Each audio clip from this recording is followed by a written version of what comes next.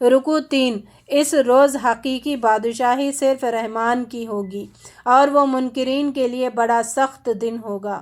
ظالم انسان اپنا ہاتھ چبائے گا اور کہے گا کاش میں نے رسول کا ساتھ دیا ہوتا، کاش میں نے ایسا کیا ہوتا، کاش اے کاش، یہ میری کمبختی، کاش میں نے فلاں شخص کو دوست نہ بنایا ہوتا۔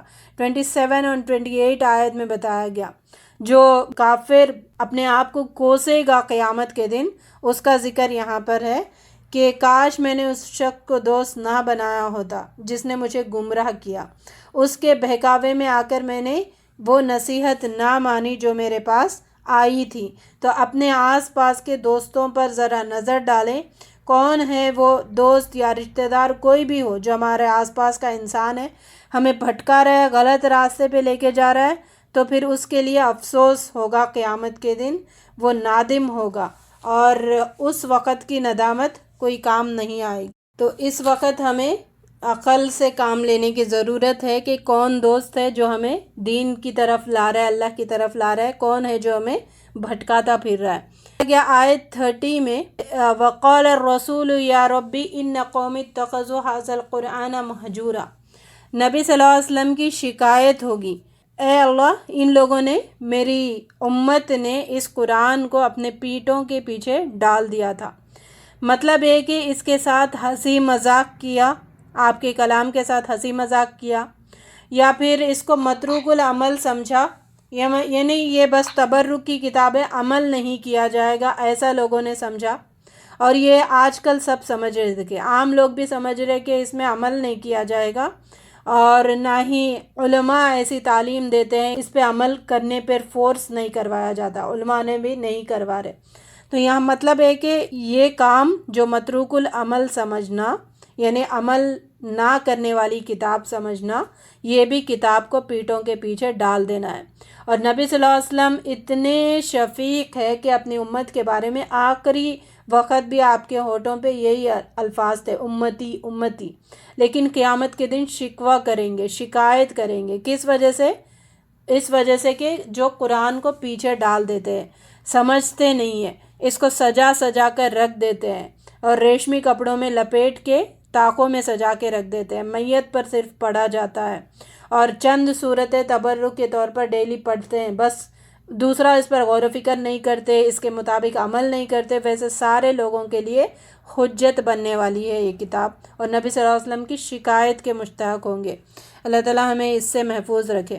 رسول کہے گا اے پروردگار، میری قوم کے لوگوں نے اس قرآن کو بے معنی سمجھ کر پس پشت پیچھے ڈال دیا۔ ہم نے قرآن کو ایک خاص ترتیب کے ساتھ الگ الگ اجزاء کی شکل دی ہے، جب کبھی وہ تمہارے سامنے کوئی عجیب سوال لے کر آئے، اس سے ٹھیک جواب ہم نے بر وقت تمہیں دے دیا ہے اور بات اچھے انداز میں کھول دی ہے۔ 23 ایئرس نازل ہونے کا ریزن یہ ہے، جیسا جو موقع آتا تھا ویسا اللہ تعالیٰ اس کا جواب دے دیتے تھے، تو وقفے سے اللہ تعالیٰ نے جواب دے دے کر اس کو نازل کیا ہے۔ رکوع 4، قوم فرعون، قوم نوح، قوم سمود اور اصحاب الرس۔ اصحاب الرس اس کا 2 بار ذکر آتا ہے قرآن میں، سورہ قاف میں بھی اور یہاں پر بھی ہے اصحاب رس کے بارے میں۔ ایک بڑا کنواں تھا، وہاں پر ایک نبی بھیجے گئے، راج قول ہے کہ حبیب نجار نام تھا اس نبی کا۔ انہوں نے جب دعوت دی تھی تو اصحاب الرس نے کیا کیا تھا، اس کنویں میں ان کو قتل کر کے کنویں میں ڈال دیا، تو پھر اللہ تعالیٰ نے کنویں سمیت ان کو عذاب میں مبتلا کر دیا ہے، اس کا ذکر آیا ہے۔ اور بیچ کے بہت سے لوگ تباہ کیے گئے، ان میں سے ہر ایک کو پہلے تباہ ہونے والوں کی مثالیں دے دے کر سمجھایا، آخر کار ہر ایک کو غارت کر دیا۔ یہ لوگ جنہیں تم دعوت دے رہے ہو زندگی بعد موت کے منکر ہیں وہ وقت دور نہیں جب عذاب دے کر انہیں خود معلوم ہو جائے گا کہ کون گمراہی میں دور نکل گیا تھا۔ کبھی تم نے اس شخص کے حال پر غور کیا جس نے اپنی خواہش نفس کو اپنا خدا بنا لیا ہے؟ خواہش نفس کو خدا بنانے والوں کا یہاں پر ذکر، یعنی خواہشات کے بندے کو راہ راست پر آنے کے امکانات ختم ہو جاتے ہیں، کیونکہ وہ اپنی ہی من مانی زندگی گزارتا رہتا ہے، تو پھر اس کو ہدایت کے راستے پر آنا ناممکن ہو جاتا ہے۔ اللہ تعالیٰ بھی اس کے لیے راستہ بند کر دیتے ہیں۔ اس لیے خواہشات کے پجاری ہرگز نہیں بننا ہے۔ ہم کسی کے تابع نہیں ہونا، صرف اور صرف اللہ اور رسول کے تابع ہونا، ان کی بات ماننا ہے، نہ اپنی نفس کی بات ماننا ہے۔ تو اگر اللہ تعالیٰ جو بات مانتا ہے خواہشات کی، اس کو مہر لگاتے تھے، وہ سمجھ نہیں پاتا کیا صحیح ہے کیا غلط ہے، پھر وہ شرک میں مبتلا ہو جاتا ہے، بدعات میں مبتلا ہو جاتا ہے۔ تو نفس پرست کیا ہوتا ہے؟ شریعت کے احکام میں جو آسان ہے، جو من پسند ہے اس کو لے لیتا ہے، جن پر آسانی سے عمل کیا جا سکتا ہے ان کو لے لیتا ہے، جو طبیعت پہ گراں گزرتی ہے نا اس کو چھوڑ دیتا ہے۔ نفس پرست غلط فتوے دے کر دنیا کا مال بٹورنے کی کوشش کرتا ہے، معاشرے میں جو برے عقیدے رائج کرنے کا ذریعہ بنتا ہے، بری چیزیں اور برے اعمال ایجاد کرنے کا ذریعہ بنتا ہے، فرقہ واریت بنانے کا ذریعہ بنتا ہے نفس پرست۔ اتنے سارے مثالیں ہمیں ملتی ہے جو اپنے آپ کو معبود بنا کے رکھا ہے، دیکھیں، اور یہ کتنا بڑا شرک ہے۔ اللہ تعالیٰ ہمیں اس شرک سے محفوظ رکھے۔ ہم اللہ کو چھوڑ کر اپنی بات مانتے ہیں تو ہم اپنا اسٹیچو بنا کے اس کی پوجا کرتے ہوتے ہیں۔ اللہ تعالیٰ ہمیں اس گھنونے جرم سے محفوظ رکھے۔ کیا تم ایسے شخص کو راہ راست پر لانے کے ذمہ لے سکتے ہو؟ نبی صلی اللہ علیہ وسلم کو ہی کہا گیا کہ آپ کچھ کر ہی نہیں سکتے ایسے لوگوں کو، یعنی جب تک وہ خود نہ چاہے اللہ تعالیٰ ہدایت نہیں دیتا۔ تو داعی کے لیے ناممکن چیز ہے کہ وہ نفس پرستوں کو ہدایت کے راستے پر لے کے آئے، اللہ ماشاء اللہ کوئی مثال ملے تو ملے۔ کیا تم سمجھتے ہو کہ ان میں سے اکثر لوگ سنتے اور سمجھتے ہیں؟ یہ تو جانور کی طرح ہے، بلکہ ان سے بھی گئے گزرے۔ نفس پرستوں کو اللہ تعالیٰ نے جانوروں سے تشبیہ دی ہے۔ رکوع 5۔ وہی اللہ ہے جس نے رات کو تمہارے لیے لباس اور نیند کو سکون اور موت اور دن کے جی اٹھنے کا وقت بنایا ہے، اور وہی بارش کے ذریعے مردہ علاقے کو زندگی بخشتا ہے اور بہت سے جانوروں اور انسانوں کو سیراب کرتا ہے، مگر اکثر لوگ کفر و ناشکری کرتے ہیں۔ بس اے نبی صلی اللہ علیہ وسلم، کافروں کی بات ہرگز نہ مانو۔ یہ حکم کافروں کے لیے ہے۔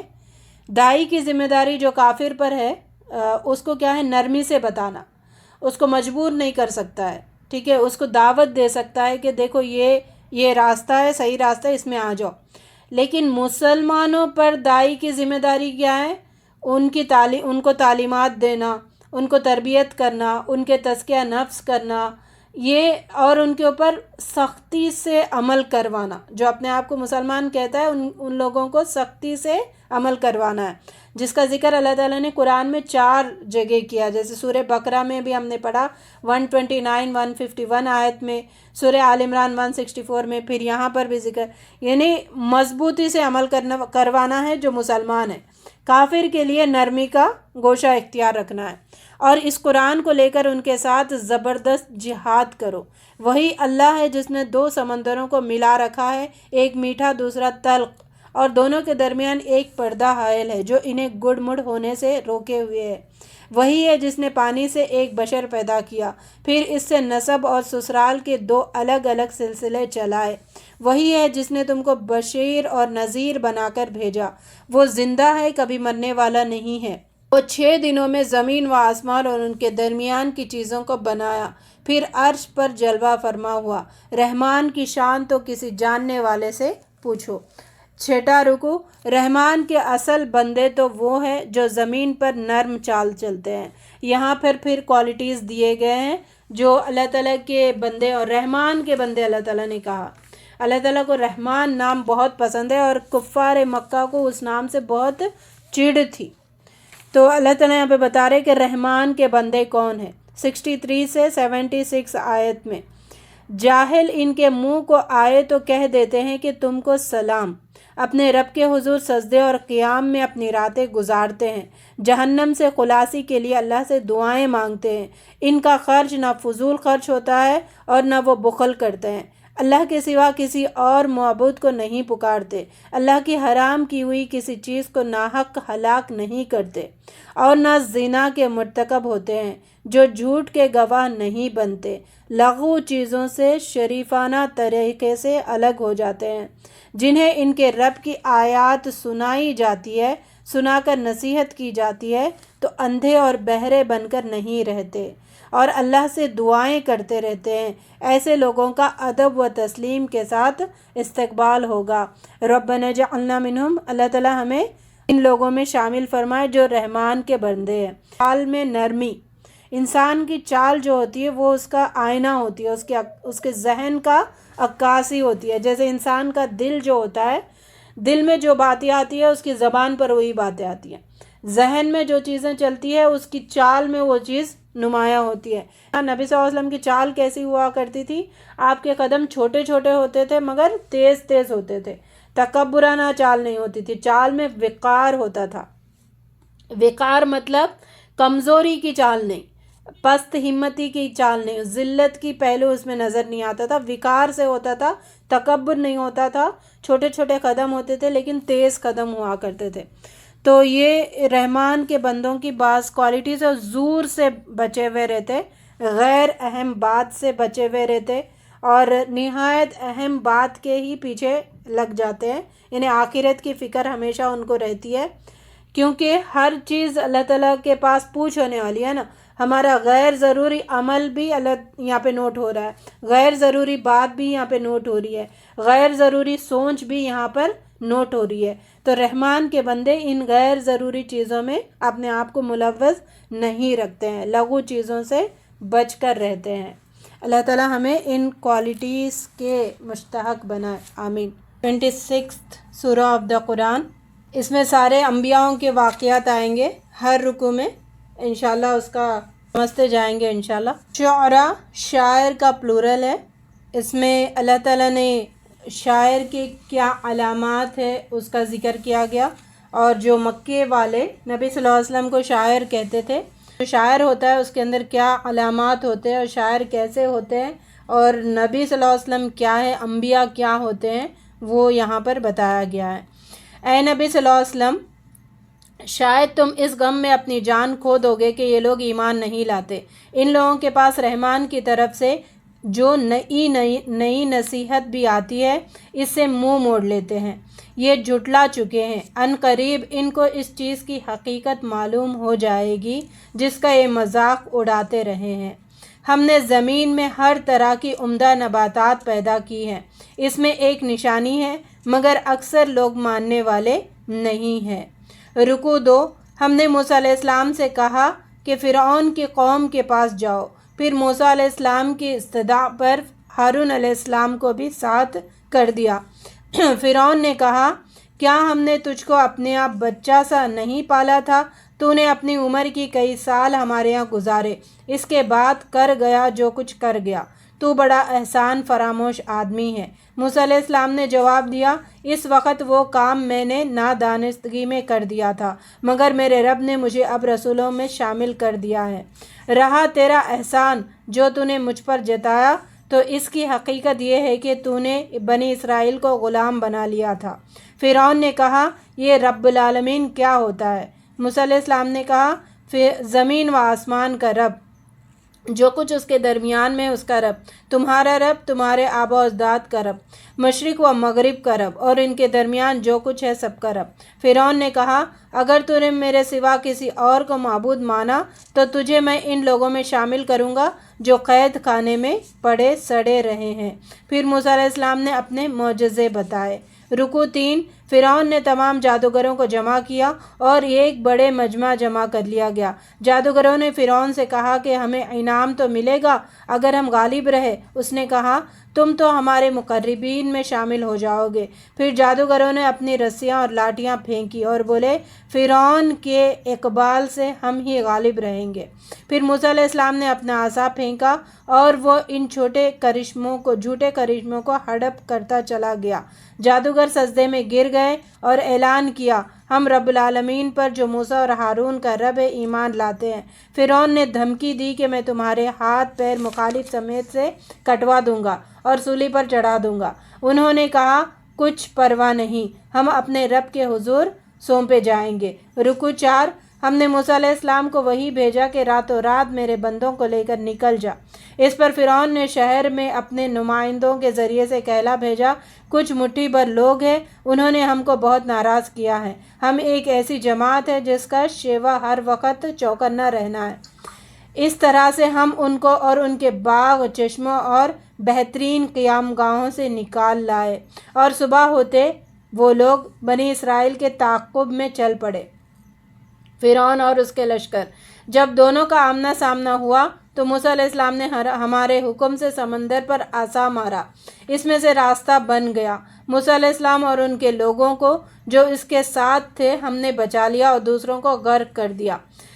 5واں رکوع۔ ابراہیم علیہ السلام نے اپنے باپ اور قوم سے پوچھا تھا یہ کیا چیزیں ہیں جن کو تم پوجتے ہو؟ انہوں نے جواب دیا یہ کچھ بت ہیں جن کو ہم پوجا کرتے ہیں۔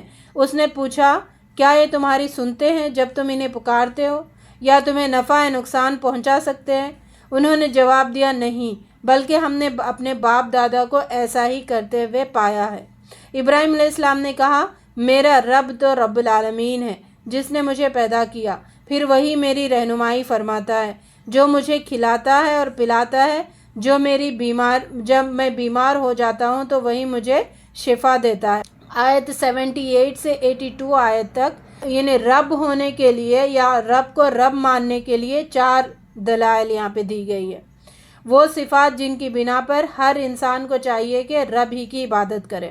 پہلا کیا ہے؟ پیدا کرتا ہے اور پیدا کر کے تنہا نہیں چھوڑا۔ دوسرا، کھلاتا ہے پلاتا ہے۔ تیسری چیز، بیماری میں وہ شفا بھی دیتا ہے، اور چوتھی چیز، موت کے بعد پھر وہ زندہ کرے گا۔ یہ کوالٹیز جس میں ہیں وہی رب ہو سکتا ہے، اس کے علاوہ کوئی رب نہیں ہو سکتا۔ وہ مجھے موت دے گا پھر دوبارہ زندگی بخشے گا، اور جس سے میں امید رکھتا ہوں کہ وہ روز جزا میرا خطا معاف کر دے گا۔ یا رب ہب لی حکما والحقنی بالصالحین واجعل لی لسان صدق فی الآخرین واجعلنی من ورثۃ جنۃ النعیم۔ یہ جو آیت ہے 85 تک، 83 سے 85 تک وہ دعائیں ہیں ہمارے بعد اگر ذکر خیر ہمارا لوگ کریں تو اس کے لیے یہ دعا مانگے، ربی حبلی حکمہ و الحقنی بالصالحین، ہمیں نیک لوگوں میں شامل فرما، حکمت عطا فرما، وجعل لی لسان صدق فی الآخرین، ہمارے بعد والوں کے زبانوں پر ہمارا ذکر خیر رکھ، وجعلنی من ورثۃ جنۃ النعیم، اور نعمتوں والے جنت کا ہمیں وارث بنا، آمین یا رب العالمین۔ قیامت میں دوزخ بہکے ہوئے لوگوں کے سامنے کھول دی جائے گی اور ان سے پوچھا جائے گا اب کہاں ہیں وہ جن کی تم خدا کو چھوڑ کر عبادت کرتے تھے؟ کیا وہ تمہاری کچھ مدد کر رہے ہیں یا خود اپنا بچاؤ کر سکتے ہیں؟ پھر وہ معبود، ابلیس اور لشکر کے بہکے ہوئے لوگ سب جہنم میں دھکیل دیے جائیں گے۔ رکوع 6۔ نوح علیہ السلام نے اپنی قوم سے کہا تم اللہ سے ڈرو اور میری اطاعت کرو۔ قوم نے کہا ہم تجھے کیسے مان لیں جبکہ تیری پیروی رذیل ترین لوگوں نے اختیار کی ہے، یعنی کمزور، غریب۔ حضرت نوح علیہ السلام نے کہا میرا یہ کام نہیں ہے کہ جو ایمان لائے ان کو دھتکاروں، میں تو بس ایک صاف متنبع کرنے والا آدمی ہوں۔ پھر نوح علیہ السلام نے ہم سے دعا کی تو ہم نے نوح علیہ السلام کو اور اس کے ساتھیوں کو ایک بھری ہوئی کشتی میں بچا لیا، باقی سب کو غرق کر دیا۔ اس موقع پر ایک نشانی ہے مگر اکثر لوگ ماننے والے نہیں ہیں۔ رکوع 7۔ حضرت ہود علیہ السلام نے قوم عاد سے کہا میں تمہارے لیے ایک امانت دار رسول ہوں، لہٰذا تم اللہ سے ڈرو اور میری اطاعت کرو۔ یہ تمہارا کیا حال ہے؟ ہر اونچے مقام پر ایک یادگار عمارت بنا ڈالتے ہو، بڑے بڑے محلات تعمیر کرتے ہو، گویا وہ تمہیں ہمیشہ رہنا ہے۔ جب کسی پر ہاتھ ڈالتے ہو تو جبار بن کر ڈالتے ہو۔ بس تم لوگ اللہ سے ڈرو اور میری اطاعت کرو۔ قوم نے کہا تو نصیحت کر یا نہ کر، ہمارے لیے سب یکساں ہیں۔ یہ باتیں تو یوں ہی ہوتی چلی آئی ہیں اور ہم عذاب میں مبتلا ہونے والے نہیں ہیں۔ انہوں نے جھٹلایا، ہم نے ان کو ہلاک کر دیا۔ اس واقعے میں ایک نشانی ہے مگر ان میں سے اکثر لوگ ماننے والے نہیں ہیں۔ رکوع 8۔ سمود کی طرف صالح علیہ السلام کو بھیجا گیا۔ اس نے کہا تم اللہ سے ڈرو اور میری اطاعت کرو۔ کیا تم ان سب چیزوں کے درمیان جو یہاں ہیں یوں ہی اطمینان سے رہنے دیے جاؤ گے؟ ان باغوں اور ان چشموں میں، کھیتوں اور نخلستانوں میں تم پہاڑ کھود کھود کر فقریانہ عمارتیں بناتے ہو۔ اللہ سے ڈرو، میری اطاعت کرو۔ قوم نے ان کی نشانی مانگی۔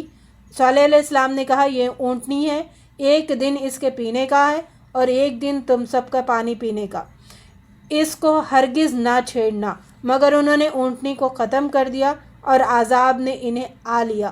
اس واقعے میں ایک نشانی ہے مگر ان میں سے اکثر ماننے والے نہیں ہیں۔ 9 رکوع۔ لوط علیہ السلام نے اپنی قوم سے کہا کیا تم ڈرتے نہیں؟ میں تمہارے لیے ایک امانت دار رسول ہوں۔ اللہ سے ڈرو، میری اطاعت کرو۔ کیا تم دنیا کی مخلوق میں سے مردوں کے پاس جاتے ہو اور تمہاری بیویوں میں تمہارے رب نے تمہارے لیے جو کچھ پیدا کیا ہے اس سے چھوڑ دیتے ہو؟ انہوں نے کہا اے لوط، اگر تو ان باتوں سے باز نہ آیا تو ہم تجھے بستی سے نکال دیں گے۔ آخر کار ہم نے اس کو اور اس کے اہل وعیال کو بچا لیا بجز اس کی بیوی کے۔ باقی لوگوں پر ایسی بارش برسائی جو بڑی ہی بری بارش تھی اور وہ تباہ ہو گئے۔ اس واقعے میں ایک نشانی ہے مگر ان میں سے اکثر ماننے والے نہیں ہیں۔ رکوع 10۔ شعیب علیہ السلام نے اصحاب الایکہ سے کہا۔ اصحاب الایکہ، ایکہ ایک گھنے درختوں کا ایک علاقہ تھا جہاں پہ شعیب علیہ السلام، اصحاب مدین بھی کہا جاتا ہے ان کو، وہاں پر بھیجا گیا۔ اللہ سے ڈرو، انہوں نے کہا اللہ سے ڈرو اور میری اطاعت کرو۔ پیمانہ ٹھیک بھرو، کسی کو گھاٹا نہ دو، صحیح ترازو سے تولو اور لوگوں کو ان کی چیزیں کم نہ دو۔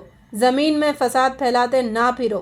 قوم نے کہا تو کچھ نہیں ہے مگر ایک انسان ہم ہی جیسا، اور ہم تو تجھے بالکل جھوٹا سمجھتے ہیں۔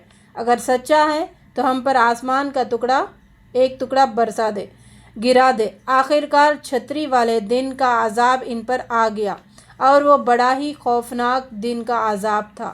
اس واقعے میں ایک نشانی ہے مگر ان میں سے اکثر ماننے والے نہیں ہیں۔ ہر واقعے کے آخری میں اللہ تعالیٰ یہ بتا رہے اس میں نشانی ہے مگر اکثر نہیں مانتے۔ اب اپنا محاسبہ کریں، ہم اکثر میں ہیں یا قلت میں ہیں؟ ماننے والوں میں خوف ہوتا ہے ان واقعات کو سن کے، یا پھر ایسی قصوں کی طرح ہم سن رہے؟ رکوع 11۔ یہ رب العالمین کی طرف سے نازل کردہ چیز ہے، صاف صاف عربی زبان میں۔ علماء بنی اسرائیل اسے جانتے ہیں، پھر بھی منکرین اس پر ایمان نہیں لاتے جب تک عذاب علیم نہ دیکھ لیں۔ اس کتاب مبین کو شیاطین لے کر نہیں اترتے، یہ کام نہ ان کو جاتا ہے اور نہ وہ ایسا کر ہی سکتے۔ اے نبی صلی اللہ علیہ وسلم، اللہ کے ساتھ دوسرے معبودوں کو نہ پکارو، اپنے قریب ترین رشتہ داروں کو ڈراؤ۔ اہل ایمان میں سے جو لوگ تمہاری پیروی کریں ان کے ساتھ تواضع سے پیش آؤ اور زبردست رحیم پر توکل کرو۔ کیا میں تمہیں بتاؤں کہ شیاطین کس پر اترا کرتے ہیں؟ اور ہر جالساز اور بدکار پر اترا کرتے ہیں۔ شعراء کے پیچھے تو بہکے ہوئے لوگ چلا کرتے ہیں۔ کیا تم دیکھتے نہیں ہو کہ یہ ہر وادی میں بھٹکتے ہیں اور ایسی باتیں کہتے ہیں جو کرتے نہیں ہیں؟ ظلم کرنے والوں کو عنقریب معلوم ہو جائے گا کہ وہ کس انجام سے دوچار ہوتے رہے ہیں۔ جو غلط شاعر ہے اس کی علامت بتائی گئی، اس کا قول اور فعل دونوں میں تضاد ہوتا ہے، اپوزٹ ہوتا ہے، بات کچھ اور ہوتی، کام کچھ اور ہوتے، اور یعنی جو نہیں ہوتی وہ چیزیں وہ اپنی شاعری میں لے کے آتا ہے۔ لیکن ایمان والا جو شاعر ہوتا ہے اس کی کوالٹیز کیا ہے؟ اس کے پاس ایمان ہوتا ہے، دوسرا عمل صالح کرتا رہتا ہے اور بکثرت اللہ کو یاد کرتا ہے۔ جو شعر بھی وہ کہتا ہے اس میں ظالموں کے مقابلے میں حق کی حمایت نظر آتی ہوتی ہے، حق کو آگے کرنا نظر آتا ہوتا ہے، اور جو فعل اور قول میں اس کے تضاد نہیں ہوتا، اپوزٹ نہیں ہوتا، یہ ایمان والا شاعر ہے۔ اس کے علاوہ جو بھی شاعری ہے وہ مجنون ہے اور اس کے پیچھے بہکے ہوئے لوگ اپنا وقت برباد کرتے رہتے ہیں۔ فَلِلَّهِ الْحَمْدُ رَبِّ السَّمَاوَاتِ وَرَبِّ الْأَرْضِ رَبِّ الْعَالَمِينَ وَلَهُ الْكِبْرِيَاءُ فِي السَّمَاوَاتِ وَالْأَرْضِ وَهُوَ الْعَزِيزُ الْحَكِيمُ۔ اللهم صل وسلم على نبينا محمد وعلى آله وأصحابه أجمعين، اما بعد۔ फ़इन्न खैरल हदीस किताबुल्लाह व खैरल हदी हदी मुहम्मदिन सल्लल्लाहु अलैहि वसल्लम व शर्रल उमूरि मुहदसातुहा व कुल्लु मुहदसतिन बिदअह व कुल्लु बिदअतिन दलाला व कुल्लु दलालतिन फिन्नार। 27th सूरा ऑफ द कुरान, सूरा नमल।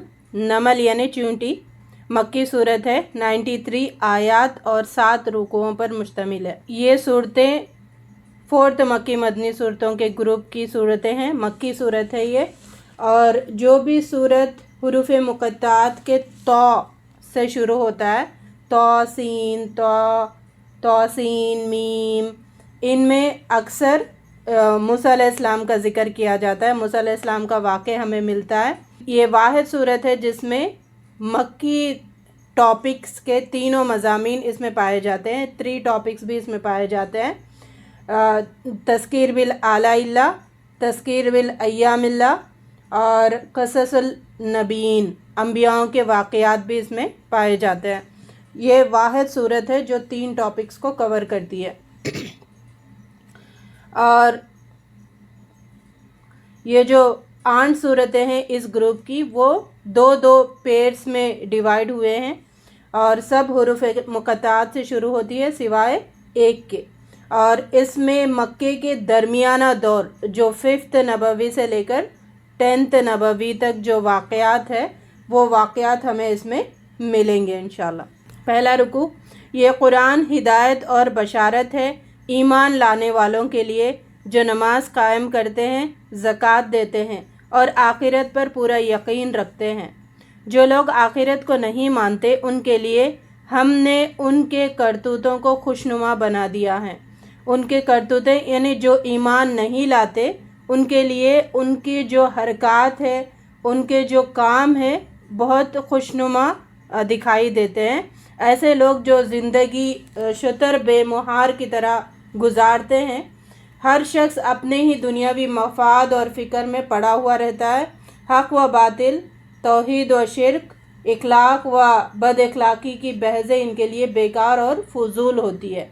जो अपने ही धुन में पड़े रहते हैं, उनकी गर्ज सिर्फ़ ये होती है कि अपना जो फ़ायदा है वो उठाए और बाकी जो भी नुकसान है, आखिरत का नुकसान है, आखिरत के नुकसान से उनका तवज्जो हट जाती है और दुनिया के नुकसान में ही पड़े रहते हैं कि किससे कोई नुकसान ना हो। तो यहाँ पे बताया गया कि वो लोग जो आखिरत को नहीं मानते उनके लिए हमने उनके करतूतों को खुशनुमा बना दिया है। ऐसे मगन रहते हैं दुनिया की ज़िंदगी में, फिर आखिरत की तरफ तवज्जो उनकी नहीं होती। अल्लाह ताला ऐसे लोगों से हमें महफूज रखे। इसलिए वो भटकते फिरते हैं। जब मूसा अलैहिस्सलाम को आग नज़र आई तो अपने घर वालों के लिए आग लेने के लिए पहुंचा तो आवाज़ आई, ऐ मूसा, ये मैं हूँ, अल्लाह ज़बरदस्त और दाना। पीछे मुड़कर भी ना देखा। ऐ मूसा, डरो नहीं, मेरे हुजूर रसूल डरा नहीं करते। वहाँ से आप भागने लगे।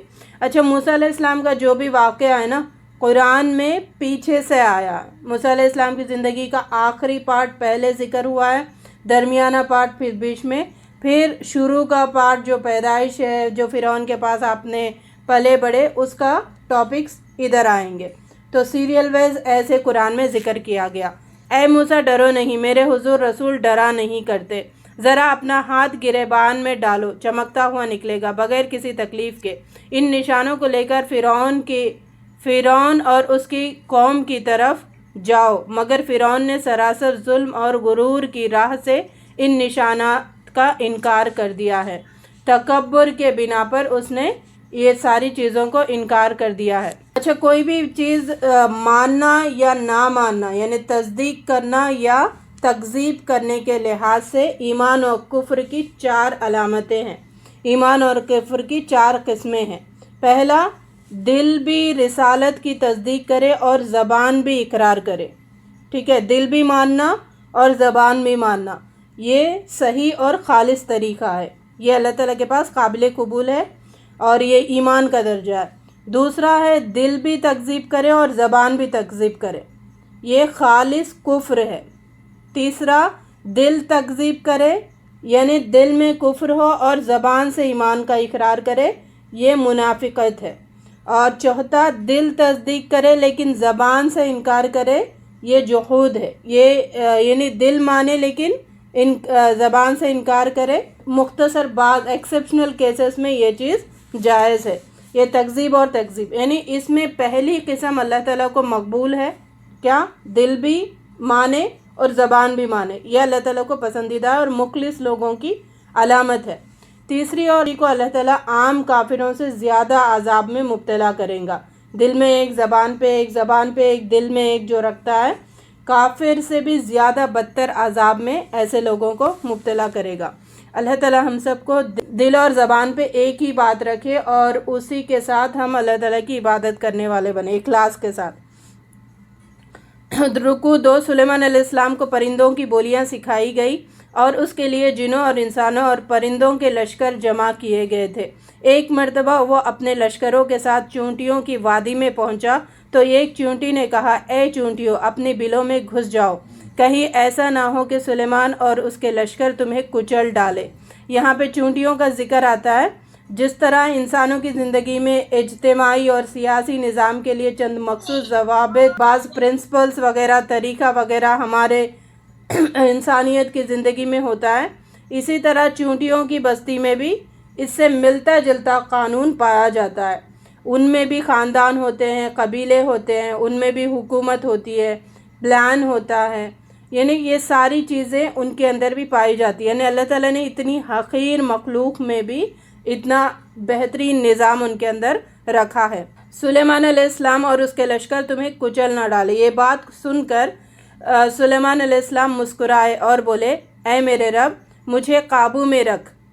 یہاں پر آپ نے دعا کی، وقال ربی اوزینی ان اشکر نعمتک التی انعمت علی وعلی والدی وان اعمل صالحا ترضاہ وادخلنی برحمتک فی عبادک الصالحین. یعنی شکر کا جذبہ ان کے اندر آیا، غرور میں نہیں مبتلا ہوئے، تکبر میں نہیں مبتلا ہوئے. اخلاص والے مومن کی یہ کوالٹی ہوتی ہے کہ جب بھی جو نعمت اس کو ملتی ہے، وہ کوئی اللہ تعالیٰ کی طرف سے ریوارڈ ملتا ہے تو اس پہ خوش ہوتا ہے. کیسے؟ شکر کے جذبے کے ساتھ خوش ہوتا ہے، اتراتے ہوئے خوش نہیں ہوتا. ایک موقع پر سلیمان نے پرندوں کا جائزہ لیا تو ہدہد غائب تھا. تھوڑی دیر بعد ہدہد نے آ کر اطلاع دی کہ سبا میں ایک عورت دیکھی جو اس قوم کی حکمران ہے، بڑا عظیم الشان ہے، اور وہ اس کے قوم اللہ کے بجائے سورج کے سامنے سجدہ کرتی ہے. پھر سلیمان علیہ السلام نے ہدہد کے ذریعے ایک خط بھیجا جس کا تذکرہ اس عورت نے اپنے دربار میں کیا کہ یہ خط سلیمان کی طرف سے ہے اور اللہ رحمان اور رحیم کے نام سے شروع کیا گیا ہے، اور لکھا گیا ہے کہ میرے مقابلے میں سرکشی نہ کرو اور مسلم بن کر میرے ہاں حاضر ہو جاؤ. رکوع 3. خط کو پڑھنے کے بعد ملکہ نے کہا کہ بادشاہ ملک میں گھس آتے ہیں تو اسے خراب اور عزت والوں کو ذلیل کر دیتے ہیں. پھر اس نے ایک ایلچی سلیمان علیہ السلام کے پاس بھیجا. سلیمان علیہ السلام نے اس سے کہا، اے سفیر، تو واپس جا اور اپنے بھیجنے والے سے کہہ دے کہ ہم ایسے لشکر لے کر آئیں گے جن کا مقابلہ وہ نہ کر سکیں گے. یعنی یہ تحفے تحائف دے کے بھیجی اس نے. اور بلقیس بہت عقل مند اور ہوشیار تھی، اس نے اپنے سمجھ کو استعمال کیا تھا، تو پھر اللہ تعالیٰ نے اس کو ہدایت سے نوازا.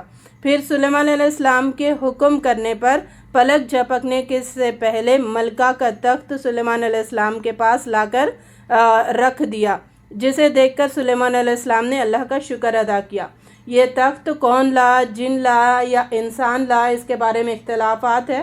راجع قول ہے کہ آصف بن برخیار نام کا ایک انسان تھا، وہ آپ سلیمان علیہ السلام کا وزیر تھا، تو اس نے اس میں اعظم کا عمل کچھ کیا ہوا تھا، تو اس نے کہا کہ آپ پلک جھپکنے کے برابر میں یہاں پر لا کر رکھ دوں گا، اور ویسے ہی لایا گیا. ملکہ جب حاضر ہوئی تو اس نے تخت کو پہچان لیا اور کہا، ہم نے پہلی ہی سر اطاعت جھکا دیا تھا.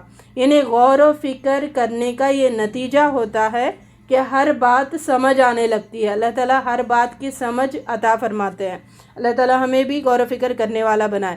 جس چیز نے اس کو ایمان لانے سے روکا تھا وہ ان معبودوں کی عبادت تھی جنہیں اللہ کے سوا وہ پوجتی تھی. جب وہ اپنے دربار میں تھی، اپنے علاقے میں تھی، تو وہ ماحول کے انڈر میں آئی ہوئی تھی، لیکن غور و فکر کے دروازے اس کے کھلے تھے تو اللہ تعالیٰ نے ہدایت دے دیا۔ جب محل میں وہ داخل ہوئی تو اس نے سمجھا پانی کا حوض ہے اور اس نے پائنچے اٹھا لیے۔ سلیمان نے کہا یہ شیشے کا چکنا فرش ہے۔ اس پر وہ پکار اٹھی، اے میرے رب، آج تک میں نے اپنے نفس پر بڑا ظلم کرتی رہی اور اب میں نے سلیمان علیہ السلام کے ساتھ اللہ رب العالمین کی اطاعت قبول کر لی ہوں۔ رکوع 4۔ سمود کی طرف ہم نے ان کے بھائی صالح علیہ السلام کو بھیجا تاکہ وہ اللہ کی بندگی کرے۔ اچھا، اس صورت میں جو 3 ٹاپکس ہیں نا، تذکیر بالایام اللہ اور تذکیر بالآلاء اللہ، اللہ تعالیٰ کی فینومینا آف نیچر اور وہ قوموں کا ذکر جو تباہ و برباد ہو گئے، اور قصص الانبیاء نے جن کی قوموں کو عذاب نہیں آیا، جیسے یہاں پر سلیمان علیہ السلام کا ذکر، داؤد علیہ السلام کا ذکر کیا جاتا ہے۔ تو یہ 3 ٹاپکس اس میں ملتے ہیں۔ یہاں سے اب 4th 5th سے پھر اللہ تعالیٰ تذکیر بالایام اللہ کا ذکر کرتے ہیں، ان قوموں کا جس پہ تباہی اور بربادی ہوئی تھی اور اللہ سے انہوں نے مغفرت طلب کرے۔ سمود کی طرف ہم نے ان کے بھائی صالح علیہ السلام کو بھیجا تاکہ وہ اللہ کی بندگی کرے اور اللہ سے مغفرت طلب کرے۔ قوم نے کہا، ہم تم کو اور تمہارے ساتھیوں کو بدشگنی کا نشانہ سمجھتے ہیں۔ اس شہر میں 9 جتھا دار تھے جو ملک میں فساد پھیلاتے تھے۔ انہوں نے یہ پروگرام بنایا کہ صالح اور اس کے گھر والوں پر شبکن ماریں گے۔ یہ چال تو وہ چلے اور ایک چال ہم نے چلی۔ ان کی چال کا انجام یہ ہوا کہ ہم نے پوری قوم کو تباہ کر کے رکھ دیا اور بچا لیا ان لوگوں کو جو ایمان لائے تھے۔ جب لوط علیہ السلام نے اپنی قوم سے کہا کہ تم بدکاری کرتے ہو، عورتوں کو چھوڑ کر مردوں کے پاس شہوت رانی کے لیے جاتے ہو، اس کی قوم نے کہا، نکال دو لوط کو اس کے گھر والوں کو اپنی بستی سے، یہ بڑے پاک باز بنتے ہیں۔ پھر ہم نے برسائی ان لوگوں پر ایک برسات، بہت ہی بری برسات تھی وہ۔ یعنی یہ بھی ایک کافروں کا ہمیشہ یہ طریقہ رہتا تھا کہ جو لوگ نیک بنتے ہیں، متقی بنتے ہیں، ان کو آپ بڑے پارسا ہے، آپ بڑے نیک ہے، آپ ہی بڑے نیک ہے، ایسے بھی تانے مارے جاتے ہیں۔ صحیح ہے نا، اچھی بات ہے، تو جو پاک ہے پاک ہے۔ اللہ تعالیٰ ہم سب کو پاک لوگوں میں شامل رکھے۔ آگے تلاوت۔ سلیمان علیہ السلام کا جو ہم نے ذکر پڑھا تھا، اس میں ایک چونٹیوں کا واقعہ آتا ہے کہ سلیمان علیہ السلام اور ان کے لشکر نے نماز استسقاء کے لیے نکلے تھے، بارش کی دعا کرنے کے لیے۔ تو وہاں پر آپ نے ایک چونٹی کو دیکھا جو چت لیٹی ہوئی تھی اور اپنے پاؤں اوپر اٹھا کر اللہ تعالیٰ سے دعا کر رہی تھی کہ اے اللہ، میں بھی تیری مخلوق ہوں اور اگر تو کھانے پینے کو نہ دے گا تو میں کیسے زندہ رہ سکتی ہوں، تو یا مجھے کھانے پینے کو دے یا مار ڈال۔ تو یہ سن کر سلیمان علیہ السلام نے کہا کہ اپنے گھروں میں لوٹ جاؤ، چونٹی نے ہمارا یہ کام کر دیا ہے، انشاءاللہ اب بارش ہوگی۔ اچھا، سلیمان علیہ السلام کے واقعے سے ہمیں مورل ایک ملتا ہے کہ اکثر انسانوں کی دنیا میں آزمائش صرف اس بات پر ہوتی ہے کہ وہ اللہ کی نعمتوں پر شکر ادا کرتے ہیں یا ناشکرے بن کر رہتے ہیں۔ تو یہ اکثر امتحان اسی چیز کا ہوتا ہے، کیونکہ ایمان کا اپوزٹ بھی کفر ہے اور شکر کا اپوزٹ بھی کفر ہے، اور رمضان کا مقصد ہے لعلکم تشکرون، شکر کا جذبہ ہمارے اندر پیدا کرنا۔ تو مضبوط ایمان والوں کی علامت ہر وقت عاجزی اور شکر کا مظاہرہ کرتا رہتا ہے۔ مضبوط ایمان والا، اللہ رب العزت ہم سب کو مضبوط ایمان والا بنائے، جب بھی انعام و فضل دیکھتا ہے اپنی زندگی میں تو فوراً اللہ کا شکر ادا کرنے میں مشغول ہو جاتا ہے۔ یہی انبیاء اور ایمان والوں کا دستور ہوا کرتا تھا پہلے سے بھی، اور قیامت تک بھی جو صحیح ایمان والے ہیں، مخلص مومن ہیں، وہ اللہ کا شکر ہی ادا کرتے رہیں گے۔ اس کے برعکس کافر اللہ کی نعمتوں پر سرکشی اور تکبر کی طرف اس کی طبیعت مائل ہوتی ہے، جیسے فرعون ہے، حامان ہے، قارون ہے۔ جتنی نعمتیں مل رہی وہ تکبر کی طرف اور زیادہ بڑھتے چلے گئے تھے، پھر وہ اترانے لگتے تھے۔ جب اترانے لگتے ہیں تو پھر اپنے آپ کو کوئی چیز سمجھنے لگتے ہیں تو عام لوگوں سے اپنے آپ کو مختلف کرنے لگتے ہیں۔ تو یہ نعمتیں ملنے سے ہمارے اندر جذبہ شکر کا پیدا ہونا، شکر کی تاثیر ہی یہ ہے کہ مزید نعمتوں کو اپنے طرف کھینچتی ہے، جیسے میگنیٹ کھینچتا ہے تو اس کی تاثیر کیا ہے؟ اور نعمتیں اپنی طرف کھینچتی ہے، اور حرام کمائی اور باطل طریقے سے حاصل ہونے والے مال یا جو نعمتوں پر انسان کے اندر شکر کا جذبہ نہیں پیدا ہوتا بلکہ تکبر کی اور مزید اس کے اندر پیدا ہوتی ہے، تو پھر یہ نعمتوں کے زوال ذریعہ بنتا ہے۔ اور اچھا، اس کی اور ایک بھی علاج ہے کہ اللہ تعالیٰ نعمتیں اور دیتے چلے جاتے، پھر اس کے لیے آزمائشوں میں سختی آنے لگتی ہے، وہ آزمائشوں میں گھرتا چلا جاتا ہے۔ یہ ہمیں یہاں پر مل رہا ہے کہ شکر کا جذبہ پیدا کرے، کیونکہ سلیمان علیہ السلام بھی بادشاہ تھے، اللہ تعالیٰ نے بڑی نعمت ان کو دی تھی، اور انسانوں کے علاوہ چرند پرند جن سب آپ کے تابع تھے، لیکن آپ کے اندر ذرا بھی ناشکری، تکبر اور گھمنڈ بالکل بھی نہیں تھا، عاجز تھے اور ہر وقت اللہ کا شکر ادا کرتے تھے۔